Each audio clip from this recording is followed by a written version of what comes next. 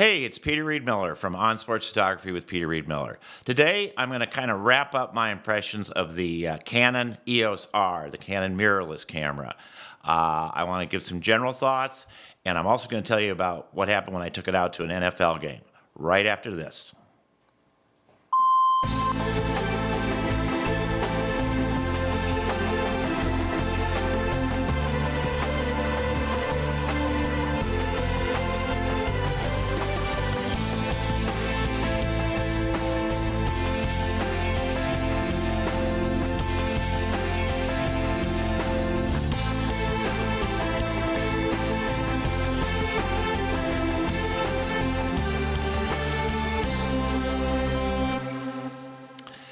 In general, I just want to say after a month with this camera, I really like it. I like the size, I like the files, I like the autofocus, it's great, the eye focus. It's a really, really neat camera, and I look forward to shooting more with it, but right now Canon wants it back. So, but overall, I think it's a damn fine camera, and I look forward to more in that line. Okay, what happened when I put it on my 400mm lens? Well, here it is. On the 400, I tried this a couple weeks ago, and what I found was its size is not an asset with a 400mm lens. It was really hard to control the lens with the camera just without anything on it. So I went and got myself a grip. Now I know that sort of defeats the purpose, but until Canon starts to make DO lenses for the R, which I hope they do, lenses are going to be bigger than this camera. So we'll just cap it up. Oh, and this, of course, is the adapter. I've talked about this before, but just so you can see it. Okay.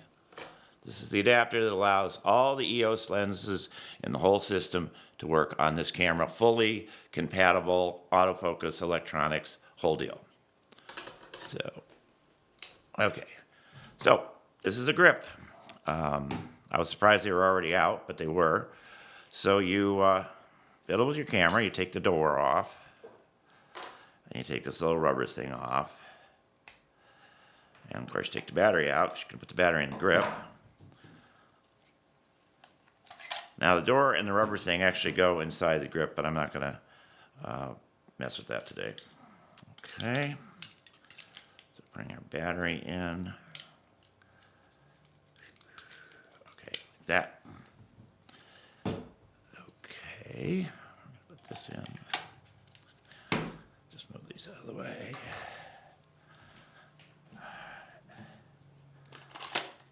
And we have something that feels a little bit more substantial. Now, when I shot the Iron Man, could not have been happier to have just this basic body and a 24-105 around my neck for 14 hours. Most of them on the back of a motorcycle. But if you're going to handle a big lens, you kind of need a little bit bigger camera, or at least I do.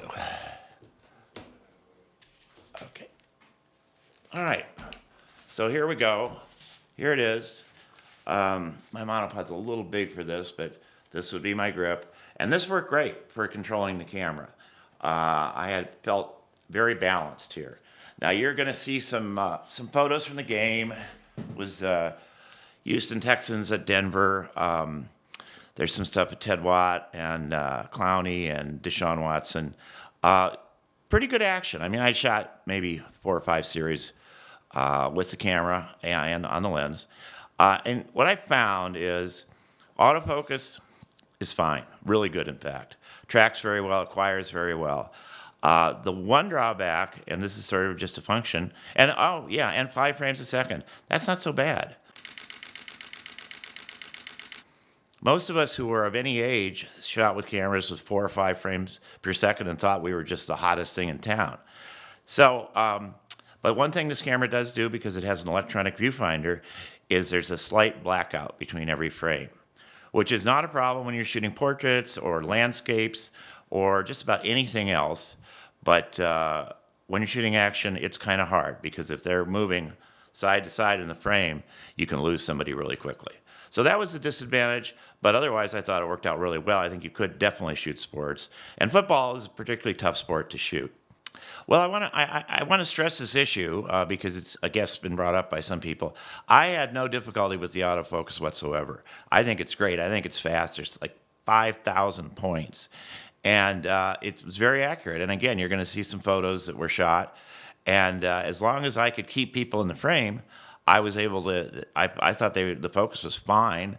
Had no problems with it. The only thing, as I said, was I would lose people if they were moving laterally out of the frame.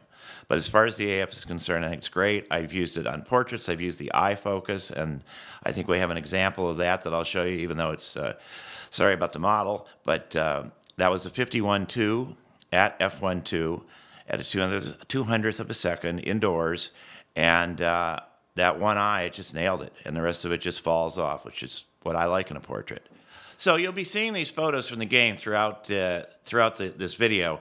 I have a couple of sequences. I have one of Deshaun Jackson where he's rolling out and really tracking him fine, but then all of a sudden he disappeared from the frame because I lost track of him. I have another one of Ted Watt rushing in on, I guess it's Case Keenum, I don't know, one of the Denver quarterbacks. He's coming in, it's about 4 or 5 frames. He moves through some people and eventually grabs them and takes them down. So again, I think the focus in football, which is a tough situation, worked great. It's just a matter of keeping track of the players.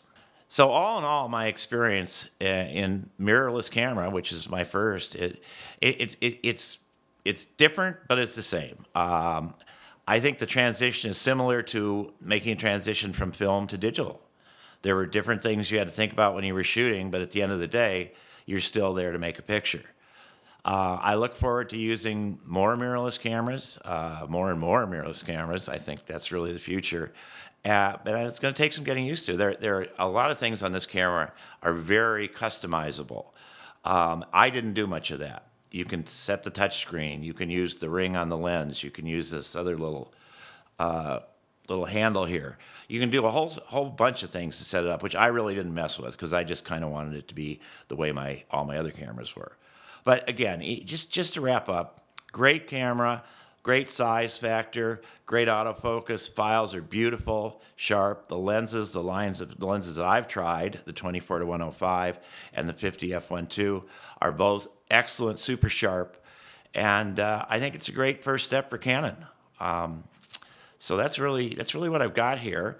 I want to tell you about some things coming up, though. Steve Fine, former director of photography at Sports Illustrated and a good friend of mine, will be joining us in a couple of weeks out here in the studio. And so what I'd like people to submit photos for us to critique. I do this a lot in my workshops. I do it every day in my workshops. So I'm putting up an email address, peterrm@mindspring.com. It's right there on the screen.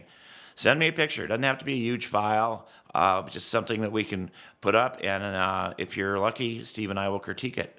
And we'll be nice. So thanks again. Don't forget to subscribe if you're watching this and you haven't. See you soon. Have a good shoot.